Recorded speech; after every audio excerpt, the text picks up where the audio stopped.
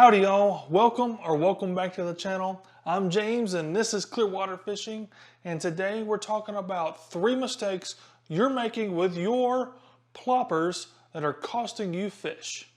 But first, let's talk about today's sponsor, Catchco. Catchco does many different things out there in the fishing industry, from making their own soft plastic baits, in this brand Biospawn. They also have 10,000 Fish, several other brands as well.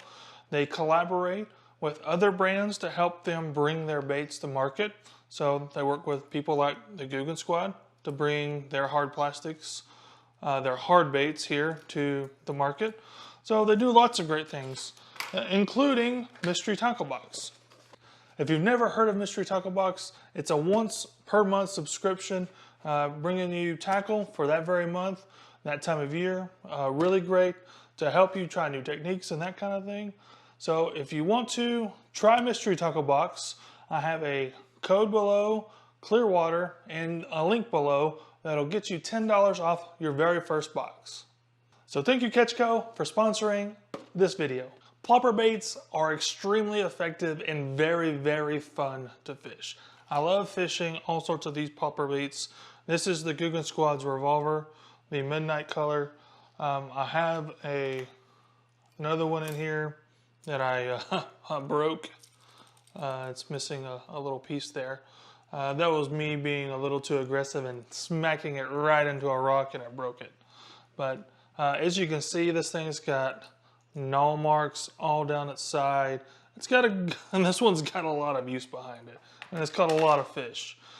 You can also go with something like a Whopper Plopper with the tail in the back. There's many different brands of these. I think there's a Chapo. I think Savage Gear makes their own as well. But anyways, whatever plopper bait you use, you really need to think about the 3 mistakes that you could be making. The first thing that could be costing you fish is your setup. So we're going to talk about your 2 different setups. First, we're going to talk about the larger setup, and then we're going to talk about the smaller setup. And what I mean by the smaller is anything smaller than a Whopper Plopper 90. A Whopper Plopper 90 and below, I would consider the smaller setup. Anything larger than a Whopper Plopper 90, we're going to have a little beefier setup. So I want to talk about both of those. For both cases, the line choice is pretty much the same. Now, you can use all 3 line types, braid, fluoro, or mono, and each of them are going to have their advantage. Now, depending on which line choice you have, actually affect the rod type you need to purchase or have on hand. Let's talk about braid first. It's probably the most common topwater line, and braid is not going to have much stretch. So when we pick our rod, we're definitely going to want to choose a little bit of a softer tipped rod to help keep these fish on. Normally I would pick something a little heavier, maybe 30 to 50 pound range on the braid side. As far as the mono and the fluorocarbon, I'd be picking something around 20 pounds. The mono will float, and it also has a little extra bit of stretch. So we're going to keep that in mind in our rod selection, kind of the same for fluorocarbon. Since they both have a little more stretch, a little more give, we'll be picking a little bit of a stiffer rod.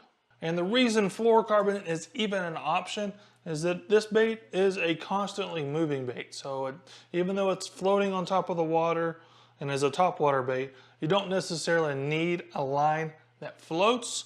It obviously helps, especially when you start doing pauses and that kind of thing.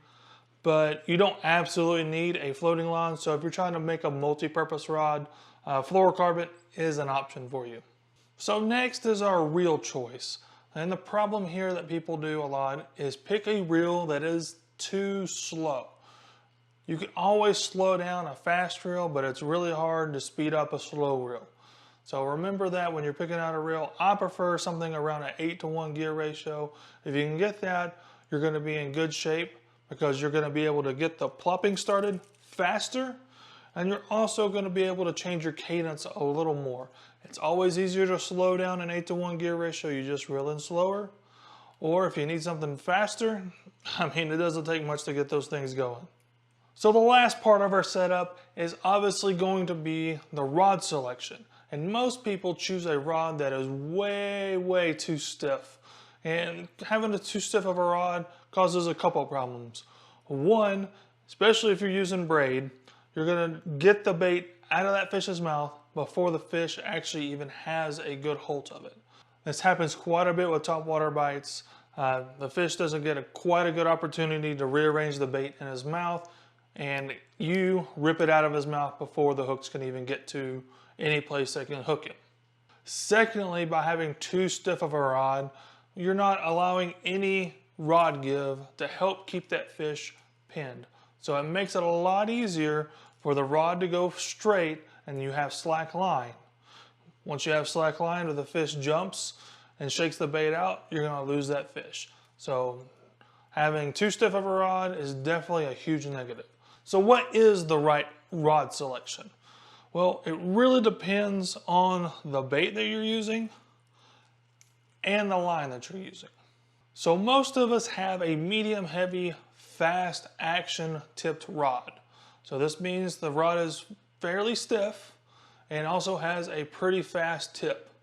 So you're gonna want to use your line to help give you some stretch and give that fish some give. So if you're using a medium heavy, fast action tipped rod, you're gonna wanna pick either mono or fluorocarbon line.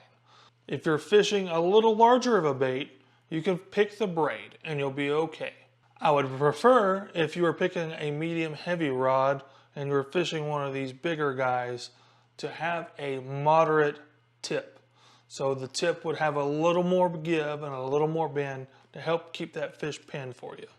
Now for the smaller guys, the 90 Whopper Ploppers and smaller, I would pick a medium power rod with a moderate action tip. These hooks aren't very big and they're not going to be hard to penetrate into the fish. So using a reaction type rod, a crankbait type rod would work great for this. And in that case, I would actually probably prefer to use braid since my rod's gonna have so much give. So just remember, even though these are topwater baits, you don't really have the need to fish a heavy power rod with a fast action tip. You don't really have to do that. You'll find yourself pulling the bait out of that fish's mouth, or you'll find yourself, well, missing a fish because it shook it off at the boat. Hey guys, before we continue on to the next mistake, I want to ask you guys to subscribe to the channel. It'll help me out. We make great fishing content, how-tos, entertaining videos, all sorts of stuff. So if you like fishing, I'm sure you're going to find something on my channel that you enjoy. So make sure you subscribe, and then don't forget, if you like this video, make sure you smash that thumbs up before the video ends. So the very next mistake that people make about fishing plopping baits is exactly that, the way they fish the plopping bait. The first thing I see people do is they'll have a line laying in the water.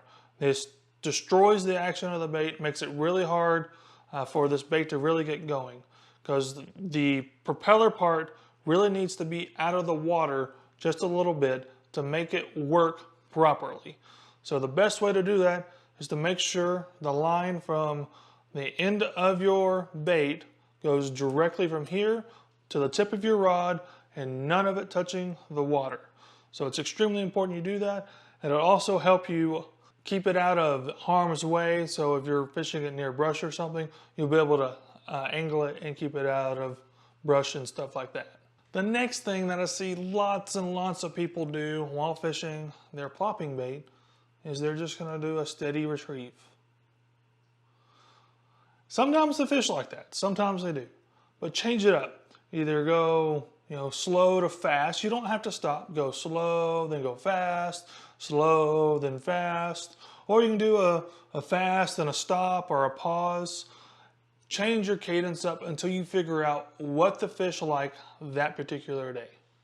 And finally, the last mistake here as far as how the way people fish their bait is you have to cast this thing near stuff, whether it's a laydown or a little brush pile that's sticking out of the water or next to a grass line or a weed line. You gotta throw it near stuff.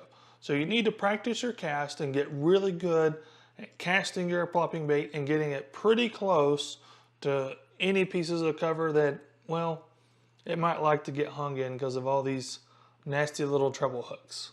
Make sure you get out there and practice, because fish aren't usually going to be hanging out in the open water hitting topwater baits unless you're fishing for stripers. So you really want to make sure that you get up close and personal with cover, but hey, don't be afraid to throw really close to it, and every now and then you're going to get hung up.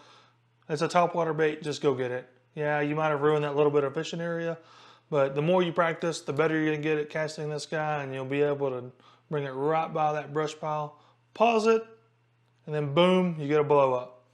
And when you start doing that kind of stuff, you realize, wow, I feel like I know what I'm doing. So the last piece of fishing your Whopper Plopper, and the mistakes that I see people do, is not having the appropriate size. So obviously, bigger ploppers make bigger noise. Smaller ploppers make smaller noise. And I typically, just to start off with, I'll pick a bigger plopper if the wind is up. And the higher the wind, I'm going to need a little more noise to bring those fish to my plopping bait. If the wind lays down, I'm going to pick up a little smaller one. Just because you don't need as much noise and you don't really want to scare all the fish away. You want to seem like a struggling fish. So sometimes that works and sometimes it doesn't. So sometimes you're going to have to experiment with your sizes. Obviously on heavy windy days where you know, the fish are no way going to hit a topwater bait, you're not going to be fishing these anyways. But with a little bit of a breeze, making a little bit of more noise on the surface, pick a little larger one that'll help you get a few more bites. The last thing about size is don't be intimidated by some of these bigger ones. I mean, these big ones here versus some of the smaller ones, they can be kind of daunting to throw, but don't be intimidated by them, because I've seen bass the size of this guy try to eat this guy. Don't be afraid to throw a little larger of one. Sometimes you need to experiment and see what they're going after. Just because this bait is big doesn't mean it won't catch some of the little guys. So don't be afraid to throw some of these big ones. So I promised you 3, and I'm going to give you 4. And we're going to have a bonus mistake here. Mistake number 4 is a lot of people don't have a follow-up bait tied on. It's going to happen.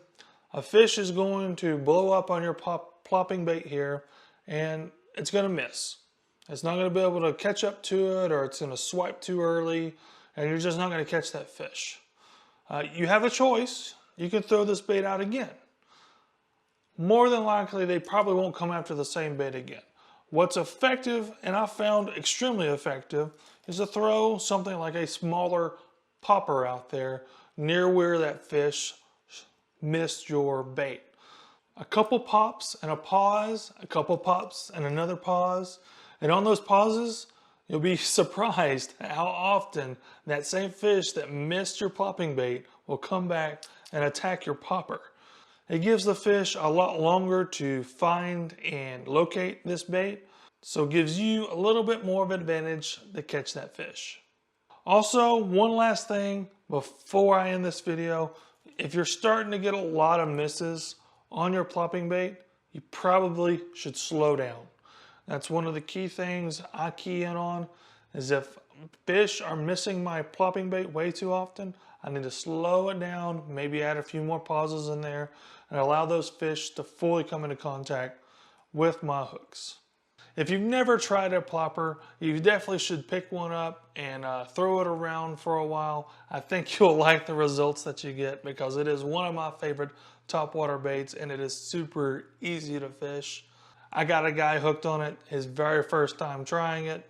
He went out and put a rod, a reel, some line, and some ploppers, and started tearing them up. He absolutely loves it. If you enjoyed the video, don't forget to smash that like button. But just like always, until next time, get out there and go catch you some fish.